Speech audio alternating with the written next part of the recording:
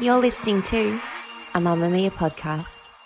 Mamamia acknowledges the traditional owners of the land we have recorded this podcast on, the Gadigal people of the Eora Nation. We pay our respects to their elders, past and present, and extend that respect to all Aboriginal and Torres Strait Islander cultures. It's Thursday, March 27, 1986, and Constable Angela Taylor's stomach is grumbling. She's working in the watch house today, the police cells next to the Melbourne Magistrates Court in Russell Street. Across the road is Russell Street Police Headquarters, aka the police canteen. She and her colleague decide to flip for it. One of them will stay here, the other will go and collect lunch. The quickest way to the canteen is through the headquarters' southern entrance.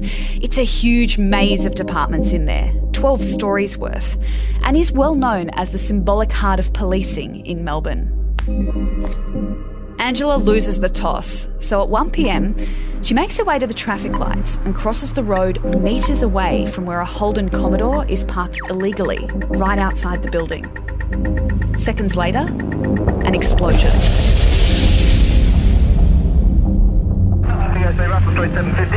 Russell 750. 750, I presume you heard that loud explosion right next to you? Russell 750, it totally shattered our windows. Russell Street 306, loud explosions that took place outside the front of the complex. There's mess everywhere. Roger that, Russell Street 306. All units approach with caution just in case there's a second. The explosion sends shrapnel flying as a giant fireball engulfs the Commodore. Injured people lay moaning all over the road and surrounding street as a thick plume of smoke snakes its way into the sky. It looks like a war zone. Angela has been hit with the full force of the bomb. Her shoe is on fire. Her shirt is torn from her body. She's covered in horrific burns. She staggers across the street into the magistrate's court, where a lawyer quickly smothers the flames and comforts her as they wait for help. Dozens are hurt, but none as bad as Angela. A policewoman received burns to 80% of her body and is one of the most critically injured victims. She will become the single fatality from the Russell Street bombing. The first female police officer to be murdered in Australia in the line of duty at the age of just 21. It was a crime that terrified the country, an act of pure evil by a gang of criminals with a hatred for authority.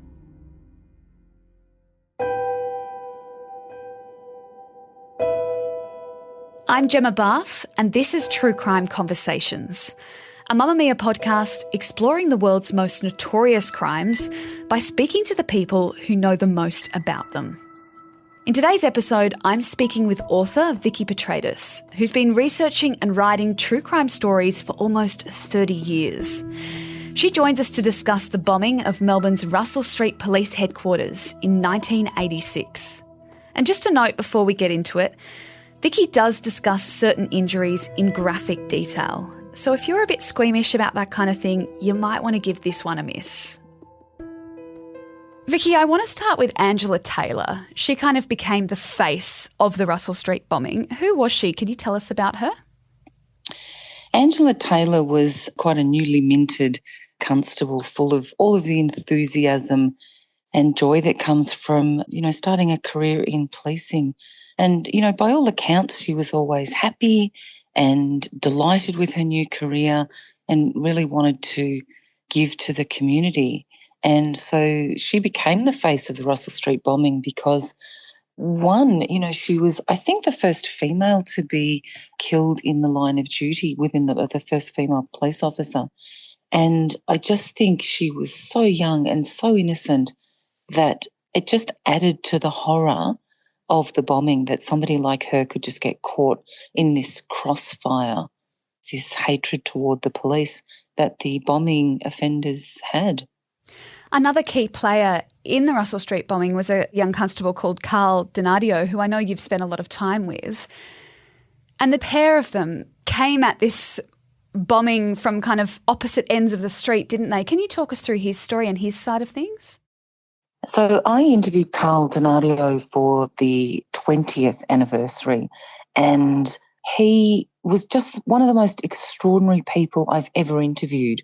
So he came to my house for the interview, and he was out of the police force by then. And when he walked through the door, he said, I don't really think I've got much to talk about the bombing. It was so long ago.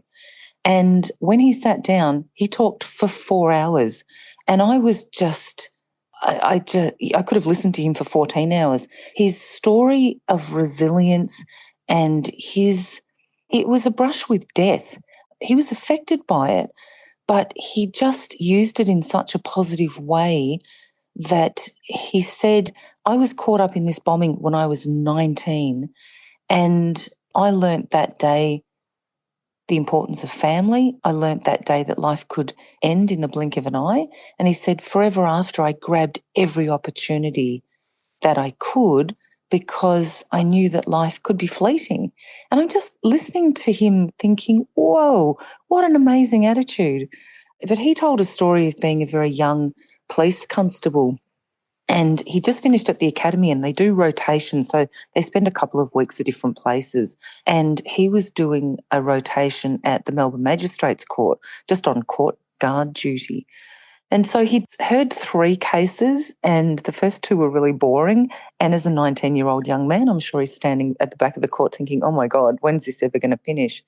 And so he was doing a shift on Thursday, the 27th of March, 1986. And one witness wrapped up at about 12:30, and the judge said, hey, let's just stop for lunch, because this was the day before Good Friday, so they're just about to go into a very long weekend. And he said, we'll just wrap it up a bit early today. So Carl had hung around in the courtroom just talking to court staff about procedure, trying to learn as much as he could. So by the time he got out onto the street, it was nearly 1 o'clock. And so he walked to the traffic lights. At the same time, Angela Taylor was leaving court as well, and she had lost a coin toss to go get the lunches. So she was waiting at the lights. He knew her enough to kind of nod and say hi. And as he's waiting next to Angela at the lights, he realises that he doesn't know how to get to the canteen through the southern door closer to Latrobe Street. He only knows how to get to the canteen through the north door, because the Russell Street Police headquarters was a bit of a rabbit warren. And so instead of waiting at the lights with her, he then walks back up Russell Street and crosses the road sort of on that diagonal to go up to the north door. And as he's walking across the road, he just gets blown off his feet and flung about 15 metres through the air and ends up thudding into the road. And he said to me, the first thought was, did he get hit by a car? Because how else does this happen? Then the explosions, because there was the initial explosion that blew him 15 metres up the street, but then it was followed by a series of other huge explosions. And he talked to me about how he tried to get up, but he couldn't, and he touched his leg trying to move it. He couldn't move his leg, and literally his fingers kind of went into this really deep wound in his leg. And so he's just lying there, the explosions are going off, and luckily for him there were 2 police women who were on the Russell Street building side of the street, and they ran out and dragged him sort of to safety as these explosions are going off. And it just, Melbourne turned into a war zone. I interviewed another guy, a guy called Bruce Knight, who was an inspector at the SOG, and he told me that he was standing at his window in the Russell Street Police headquarters where the Special Operations Group were, and he just saw a bus pick up a whole bunch of people waiting outside the Russell Street building, and the bus had just pulled out, and then the traffic lights had gone red, and it sort of temporarily almost emptied the street of traffic. And he said the next thing he knows, he sort of feels the percussion of the explosion, and he described to me looking out the window and seeing the bonnet of the bomb car flying up past his window. And so all of these people in the Russell Street building, it immediately shattered all of the windows at the front. It was interesting, 60 Minutes a couple of years ago did a recreation of the bomb, and they put the same amount of gelignite in a bomb right in the middle of like a paddock, and you could see the percussive blast, and it's like, it just occurred to me, that's what shattered all the windows. They were just lucky in the Russell Street Police Headquarters that they had these really heavy drapes across the windows of D24, so that while the windows all shattered, the glass kind of hit the fabric, which provided a bit of a barrier from it shooting across. What I didn't realise before I started the story is that bomb blasts have, you just sort of think a bomb blows up, but Carl Donadio and others have since described that this bomb that went off in Russell Street, one side of it shot out flames and the other side shot out shrapnel. And so what Carl was hit with was he was hit with the shrapnel side of it. The car bomb was laced with spanners and nails and any metal that they could get their hands on, because when the explosion happens, that becomes shrapnel. And so it's like being, hit with a machine gun. But Angela Taylor, because she had crossed at the lights and she was on the other side when the bomb went off, on her side there was a fireball. So while she was really badly burnt in the explosion, the people on Carl's side were really badly injured with shrapnel. When Carl was dragged off the road, the police women were trying to sit him up because he couldn't breathe. He was gasping for breath. He's saying, I can't breathe, I can't breathe.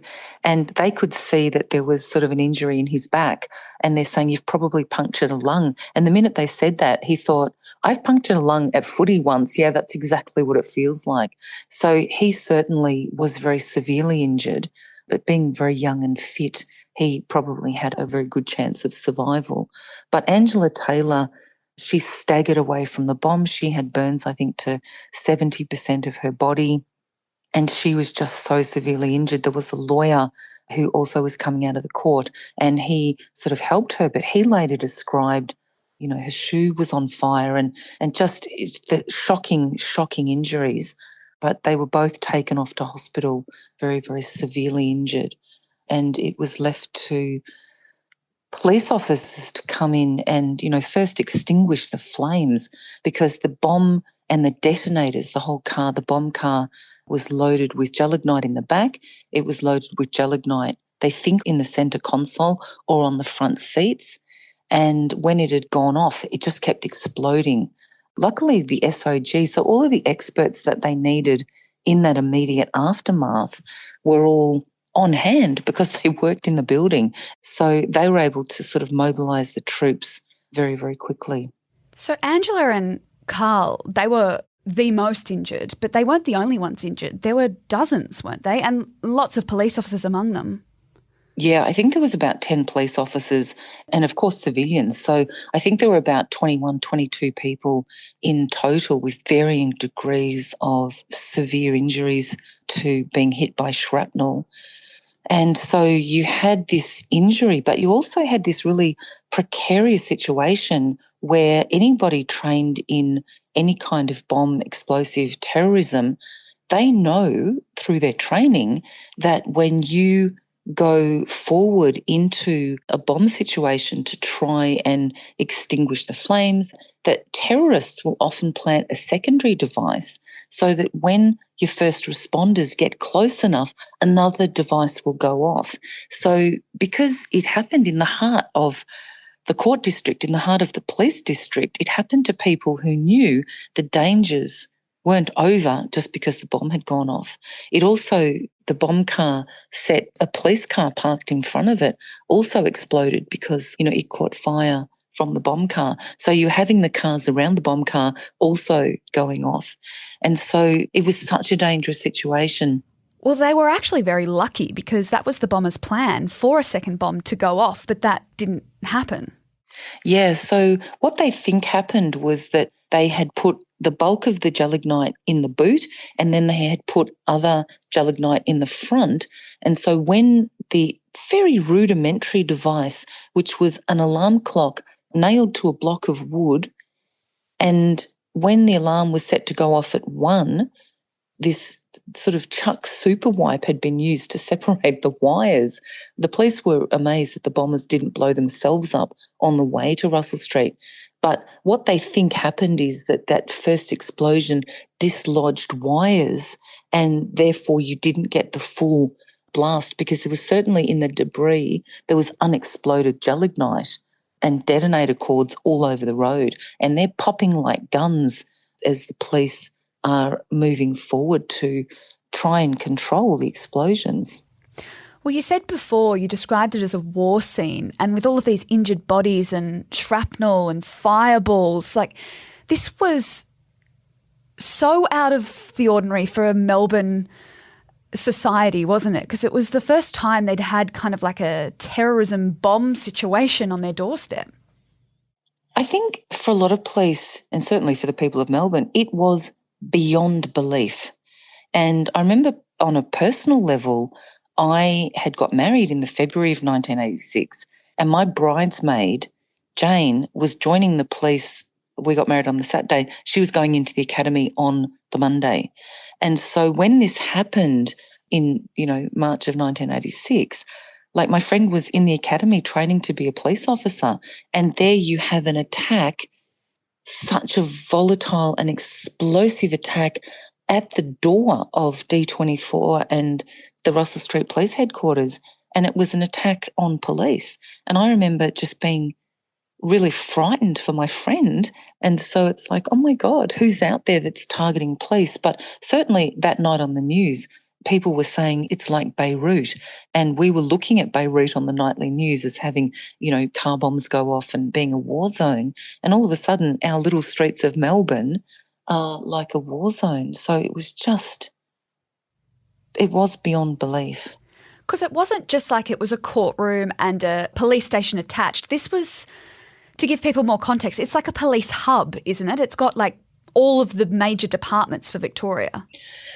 Yeah, so I had spent, as a crime writer, I went to Russell Street, anyone that you ever wanted to interview. So homicide were at Russell Street, and SOG were at Russell Street, D24 were at Russell Street, all of your major crime squads were at Russell Street. And it was, I guess the elite squads, the SOG was certainly, these elite squads were all housed at this huge big police complex. What was really, really disturbing to me, I'm also a teacher, is that if you took kids to D24 for a school excursion, you lined them up right where the car bomb was. So because it was Holy Thursday going into Good Friday and then the Easter break, it was just lucky that this was quiet, because on any other given day, you could have had, a whole classroom of kids lined up right there waiting to go into D24 for their school excursion. So what I think terrified people more about the Russell Street bombing was that when those bombers parked that car there and then left the scene, they did not know, babies, children, adults, old people, young people, they did not know who would be a victim of the bombing. And that, to me, has a degree of callousness that is really, really frightening. You're listening to True Crime Conversations with me, Gemma Bath. I'm speaking with crime author Vikki Petraitis about the Russell Street bombing.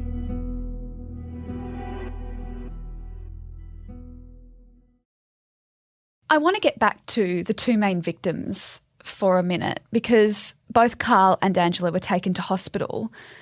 Let's start with Carl. He went into emergency surgery, didn't he? Yeah. The problem that Carl faced is, funnily enough, he said to me, no bones were broken. But what had happened is that so much shrapnel had entered his body, and a piece of shrapnel had almost sliced one of his kidneys in half. So the emergency was to repair that kidney. A piece of shrapnel had entered his lung and punctured the lung, but perhaps the worst and most visible injury was the piece of shrapnel that had sliced open his leg had also sliced through muscle. So the immediate swelling was just so great that it couldn't be sewn up. So for weeks and weeks and weeks, there was this really delicate operation of kind of trying to expand the skin and get the swelling down so that they could actually repair this horrible gap. He did kind of laugh when he was explaining that because he was lying on the hospital bed, and when his sort of young cop mates would come in to visit and they'd see this wound that had to be left open, and there were a few that sort of passed out, which he thought was hilarious. One light moment in a whole lot of horrible moments. But he also he talked to me about these young recruits coming in to visit him. He said because all of the adults and his parents and his family and even the Chief Commissioner McMillan visited him quite a few times. But he said everybody that came in was so serious, and he said his mates could just laugh at him and he could just be a normal young man again. And so he was forever grateful, I think, that those friends, the ones that didn't faint, were able to come in and, provide him with some company.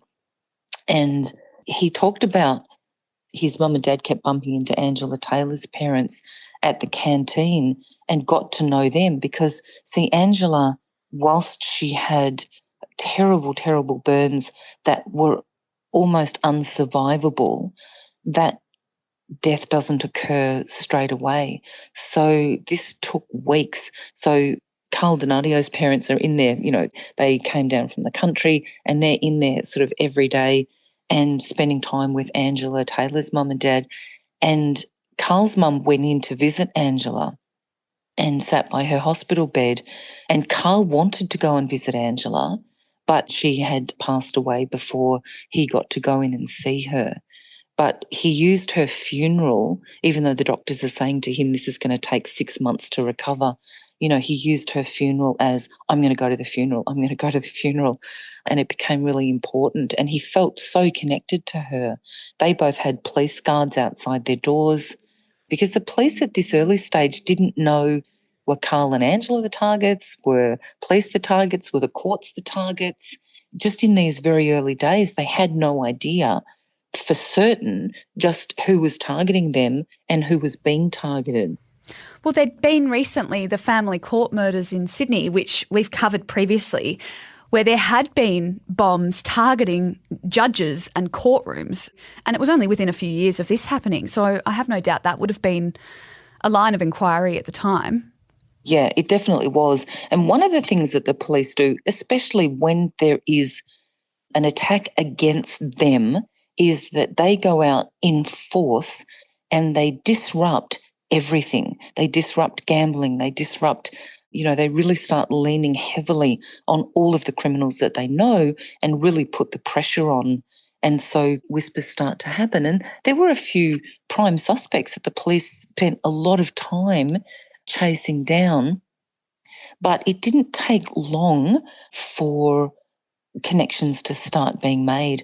And what I think is of equal fascination to the crime fan public is that a lot of forensics were used in order to track down the criminals, and a lot of links were made that way.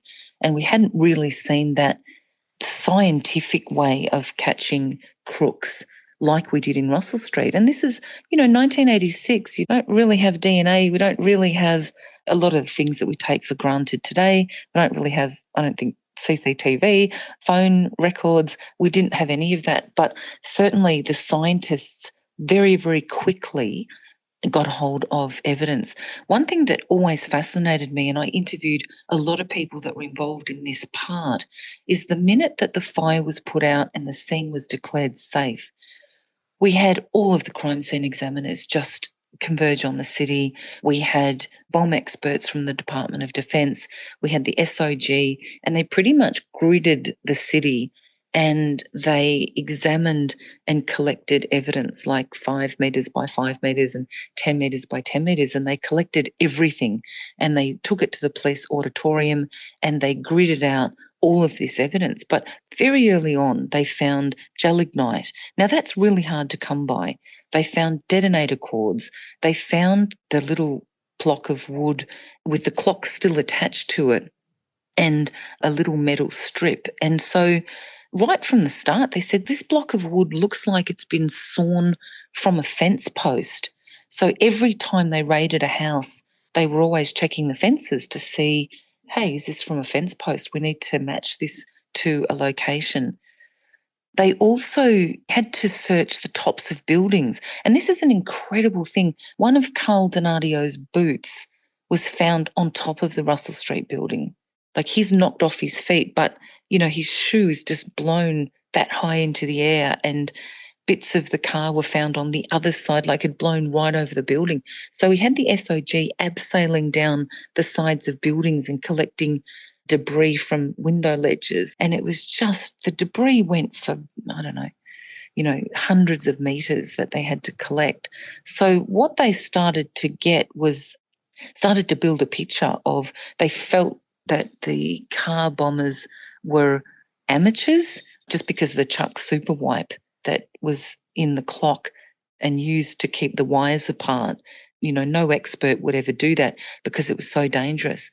One thing that they also noticed, and this proved to be the biggest key to slowly unsolving this, was that the bomb car itself, which was, I described it in my story as looking like a black withered spider because, of course, you know, most of it is burned. And that is such an iconic image when you look at pictures of the bomb. But what they found was that the car number on the chassis had been drilled out, but it had been drilled out like if you hold a drill and you drill a bit and then you move it down and you drill a bit more and you drill a bit more, so that it kind of looks like a little caterpillar. And each of the numbers had been drilled out. And so they took the car bomb into forensics and they were looking at that. And so they're like, well, if we can find the drill that's made and match it to these drilled little caterpillars, this is going to be a clue. And then what happened is that there was another car that had been stolen that the police came across, a Brock Commodore, and it too had these drill marks in the number on the chassis. There was also a car a couple of weeks earlier, a Daimler, that had been stolen and chased by police, and it had crashed, and that too had these holes drilled out. And so one of the guys, the driver fleeing this stolen Daimler, was identified as being a crook, like a pretty minor crook, called Peter Reid. And so once the cops had Peter Reid and then had him under surveillance, things started to, well, who's he connected to and who's he doing, you know, robberies with and who's he committing crimes with? And then you get this slow unfolding of information and connections. And by this point, they'd also discovered where the gelignite had actually came from, hadn't they? Yes, they matched it to, gelignite. Who has gelignite? So what they did is about 6 months before the bombing, there had been a break-in at the Triconnell mine in Blackwood. You know, they'd literally gone into the tunnels where the gelignite was stored and just taken about, I think, 2 or 3 cases of gelignite. And so that was matched to the Triconnell mine break-in. So this was a long time in the planning. And no doubt the people involved would have been getting, you know, you didn't have the internet in those days, but figuring out how to make a bomb and how to set a bomb. But this was a long, long time in the planning. You mentioned the name Peter Reid. So police stormed his house in late April. What happened when they burst through his door? This was a really terrifying thing because the police stormed the house and Peter Reid was hiding in his bedroom and he jumped out from behind a cupboard door and he fired at police and he shot a Victoria police officer who was really badly wounded, and the police shot him. So he was taken off in an ambulance and the police officer was taken off in an ambulance. And forever after, the task force that was investigating the bombing never ever went into these raids. They used the Special Operations Group for all of them. It was just too dangerous. One thing that was really interesting was that when they went through Peter Reid's house, and we need to preface this with Peter Reid was found not guilty of this. He was found guilty of shooting the police officer, but he was found not guilty of any involvement in the bombing. But the evidence that they found at his house was quite profound. So one of the things that they found, which was really important, was they found a fingerprint belonging to another crook called Craig Minogue, I think on Reid's toilet door. And they also found guns that had their identification numbers drilled out with the same caterpillar drill holes that had been used in the bomb car and the Brock Commodore that had been stolen, and also in the Daimler that connected Reed. They found the same detonator wires. They found quite a few shotguns. They found 4 sticks of gelignite wrapped in the same newspaper, because gelignite sweats. So the bomb car gelignite had been wrapped in newspaper, and they found gelignite wrapped in newspaper, guns, detonators, hand grenades. But it really was a bit of a goldmine for them, because they found so much evidence that was linking him to the bombing. Well, you mentioned some other names there, so Craig Minogue, but there are quite a few men that the police managed to link together. They were Craig, his brother Rodney Minogue, and Stan Taylor. Can you talk us through the group of them and how they are all connected? Yeah, so while the police were looking for connections between these people, they quickly found out that, I think the Minogue brothers had served time. Stanley Taylor was an old-time crook. He was a lot older, like he was in his early 50s, but Craig Minogue was 26. So he was kind of maybe the brains trust. It was hard because in the end they all blamed each other. But certainly the police kept searching, and they found another guy that was connected to the bombers. So after they had arrested Peter Reed for it, they raided Reed's brother Stephen Komiazik. They raided his house. They found other evidence at his house. They also found the drill bit that was identical to the drill that had drilled out the numbers in the chassis of the bomb car. And Stephen Komiazik had guns, and their serial numbers had been drilled out as well. So you're starting to get these patterns. There was another person, a guy called Karl Zelenka, and it was at his house in Nunawading that the police found all this other evidence, enough evidence to suggest that the bomb quite possibly was put together at his house. Now, Peter Reed and the Minogue brothers and Stan Taylor, they'd sent Zelenka off on a holiday, so he probably wasn't there when the bomb was being put together. But they looked along the fence post of this house in Nunawading, and they couldn't find a post that had been sawn off. And then one of the scientists climbed up on the fence and looked over, and from that vantage point he could see a bit of the fence had been sawn off. And there was this classic moment where he got the block from the explosion and he put it on top of that fence post, and it fitted perfectly. So they started to piece together things from this house in Nunawading that they're thinking this is where this all happened. Also, too, they found at the house in Nunawading, they found items like cigarettes and lollies that had been stolen from a milk bar robbery. And how this was connected in the bombing is that in the milk bar robbery, the thieves had taken like a plastic crate and loaded everything up in. Now, that plastic crate or parts of it were found at the bomb site, that's what the gelignite had been packed into. So they started to make all of these connections where they're like, this is all falling into place. The Braeside robbery, the Daimler, the Brock Commodore, the bomb car, the drill bits, the gelignite.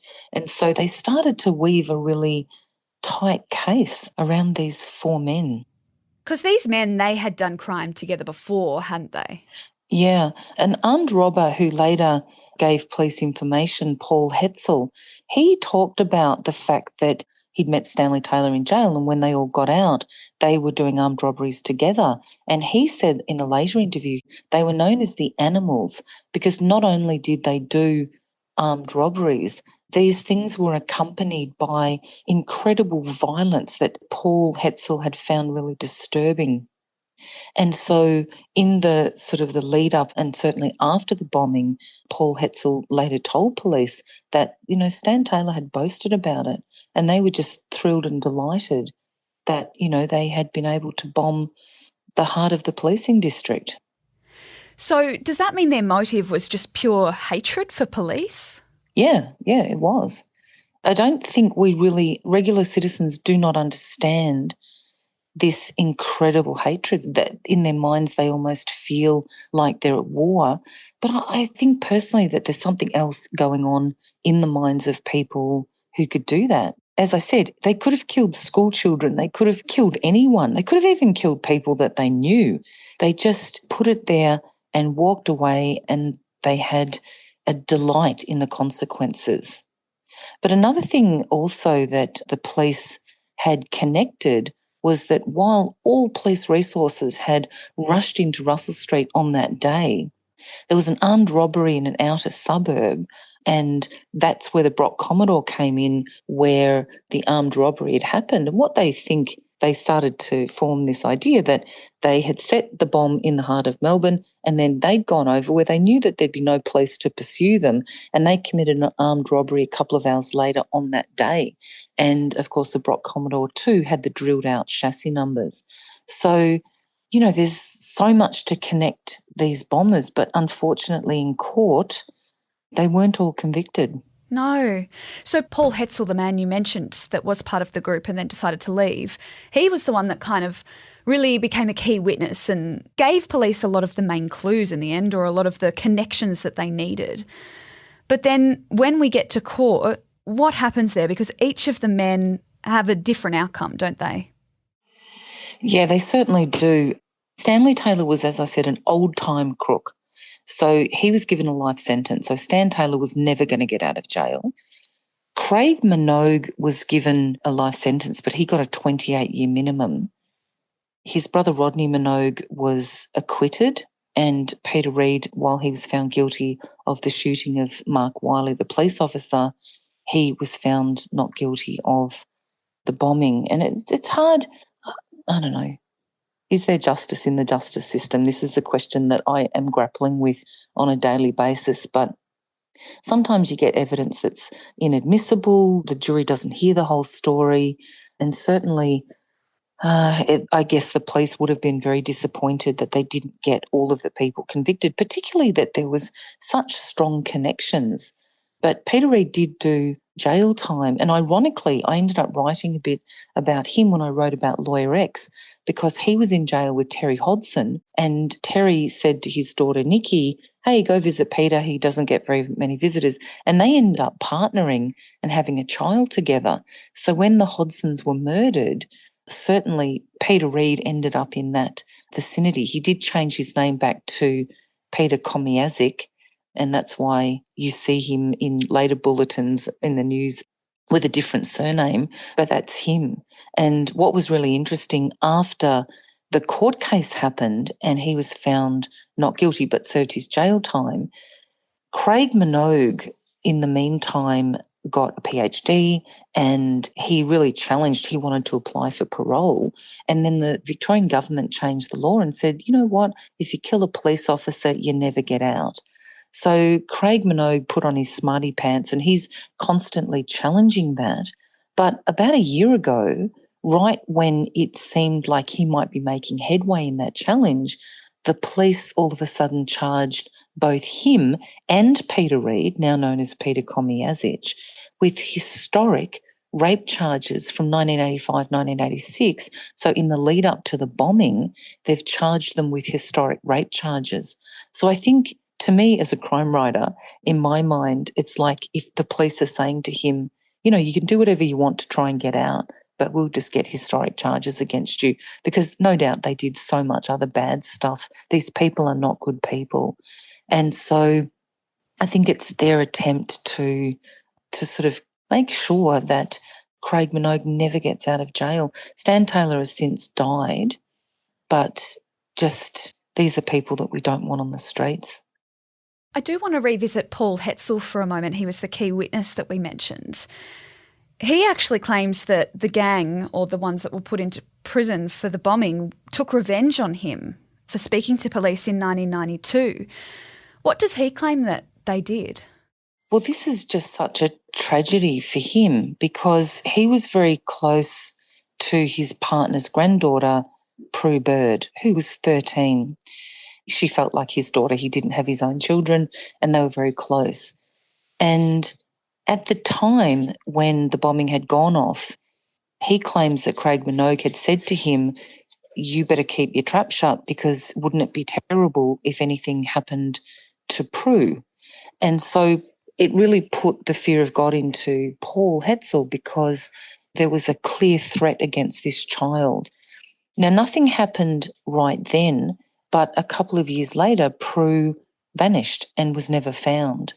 So later on, a crook who had been responsible for killing 2 girls, the Bega schoolgirl murders, he did confess to it, but, there were later links that he'd served jail time with the Russell Street bombers and there were connections. And I think Paul Hetzel, in his mind and in the mind of his partner, are very clear in their belief that this was retaliation from him talking to the police.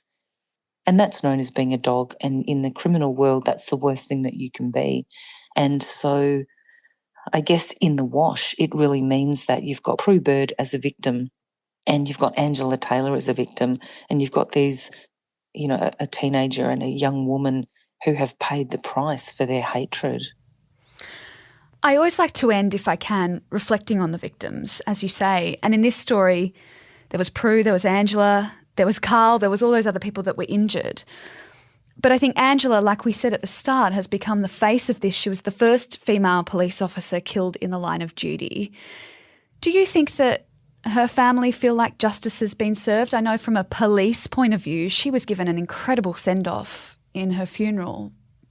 Yes, I think there was 1,200 people came to her funeral and there was hundreds of police lined the road. Look, I haven't interviewed her parents, but I've interviewed so many parents of murdered daughters, and the only way that parents can feel like justice can never be done because Angela can never return. So for them, there is no justice, I'm guessing. But what I do know when talking to Natalie Russell's parents about the Frankston serial killer, all they want is for Denya never to be released. And I'm guessing that Angela Taylor's parents feel exactly the same way. Now, what I find really interesting is Craig Minogue has a doctorate. I'm studying my doctorate at La Trobe Uni, which is a bit creepy because it's where he did his. But he has a website that he's not doing himself because he has no access to the internet. But what I found really haunting was that he's writing letters to someone who's publishing them on his website. And there is a letter from Craig, an update from Craig, on the 27th of March, and this is going back about 6 years, I think, because he's marking the 30th anniversary. Or not marking it, he's commenting on it. And this is a really interesting thing because I think he thinks this shows some sort of awareness. As a crime writer, I think this shows that he's still incredibly dangerous and he's got no idea what he did. So I just want to read a little bit from this letter because it's chilling. He said, "This is the 27th of March. It's the 30th anniversary of the Russell Street bombing. I've long ago apologised for and said I'm sorry for the crimes I committed. But I do wonder about the whole notion of having anniversaries of such events. But if the victims of such events want to do something, then I feel it should be a private matter for them. I'm told that elements in the mainstream tabloid, like media, are going to run stories on the 30th anniversary. The media present these stories as a kind of memorial to victims, but they run these stories for their own vested interests."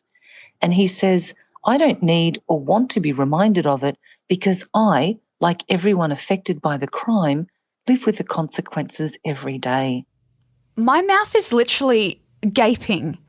Yeah. He seems to be so disconnected from the fact that a young woman lost her life. A young police officer lost her life. Many others were injured. Like, he hasn't even mentioned, wow. And he said, and I've heard Denya says exactly the same thing, "I said I was sorry.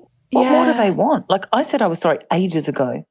And the thing about Minogue is that when he was in jail, I think when he was on remand, he was part of a huge violent protest which led to the Jika fire. I think 8 people died there.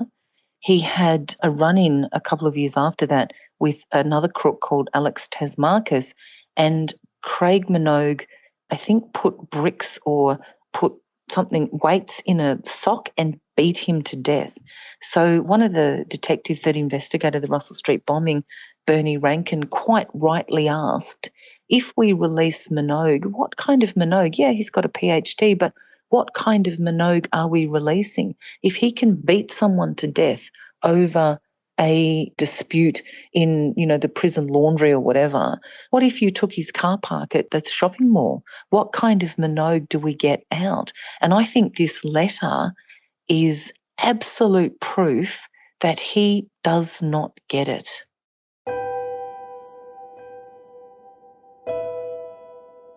Thanks to Vikki Petraitis for assisting us to tell this story. As I mentioned at the start of this episode, Vikki's been writing in the true crime space for almost 30 years. But at the start of this month, she released her first ever work of crime fiction. It's called The Unbelieved, and it's the winner of Alwyn and Unwin's very first crime fiction prize. You can find out more about it through the link in our show notes. True Crime Conversations is a Mamamia podcast hosted by me, Gemma Barth, with audio design by Rhiannon Mooney. The executive producer is Moylan. If you enjoyed today's episode, let us know. You can leave a review on your favourite podcast app or send an email to truecrime@mamamia.com.au.